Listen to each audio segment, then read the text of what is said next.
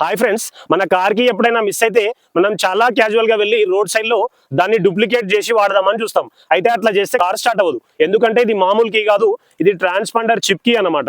అంటే దీని లోపల ట్రాన్స్పాండర్ అనే చిప్ ఉంటుంది. అది కార్ లోపల ఈసీతో కనెక్ట్ చేయబడి ఉన్న ఇమోబిలైజర్ సిస్టమ్తో ఒక ఎలక్ట్రానిక్ ఐడెంటిఫికేషన్ కోడ్తో ప్రోగ్రామ్ చేయబడి ఉంటుంది. ఎప్పుడైతే ఇగ్నిషన్ ఆన్ చేస్తామో ఇమోబిలైజర్ మరియు ట్రాన్స్పాండ్ చిప్ రెండు కూడా రేడియో ఫ్రీక్వెన్సీ ఐడెంటిఫికేషన్ ద్వారా కోడ్ ని డిటెక్ట్ చేసి మ్యాచ్ అయినప్పుడు మాత్రమే ఇంజన్ ఆన్ కావడానికి ఈ సియు పర్మిషన్ ఇస్తుంది. లేకపోతే ఇంజన్ స్టార్ట్ కాదు. అయితే ఎప్పుడైనా కార్ కి మిస్ అయినప్పుడు మనం మన ఆథరైజ్డ్ షోరూమ్ కి వెళ్ళి వాళ్ళకి చెప్పినట్టయితే కనుక వాళ్ళు ఒక కార్ కీని బుక్ చేస్తారు. తర్వాత మన కార్ దగ్గరికి వచ్చి వేరొక కొత్త కీని మన ఇమోబిలైజర్ సిస్టమ్తో ప్రోగ్రామ్ చేసి ఇస్తారు. అయితే ఈ కీ లోపల బ్యాటరీ కూడా ఉంటుంది. దీన్ని రీప్లేస్ కూడా చేసుకోవచ్చు. దీని లోపల బ్యాటరీ మరియు చిప్ ఉంటుంది కాబట్టి దీన్ని నీళ్ళల్లో తడవనియొద్దు, అట్లనే డ్యామేజ్ కాకుండా చూసుకోవాలి. వీడియో నచ్చితే లైక్ చేయండి. ఇట్లాంటి మరిన్ని వీడియోస్ కోసం మన ఛానల్ శివ టాక్స్ ని సబ్స్క్రైబ్ చేసుకోండి.